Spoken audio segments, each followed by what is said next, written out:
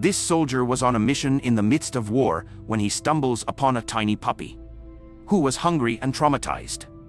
The soldier fed the puppy and took him to his camp until they became inseparable. However, when his mission ended, he had to return back to Britain, leaving the pup at the camp with friends. But here's where the magic happens. 6 months later, he returns, fearing the dog might have forgotten him. But to his surprise, the loyal pup was eagerly waiting for him. The soldier pulls off an epic rescue mission to bring the dog to Britain, and they both arrive home, forming an unbreakable bond. If this story of true friendship touched your heart, like and subscribe.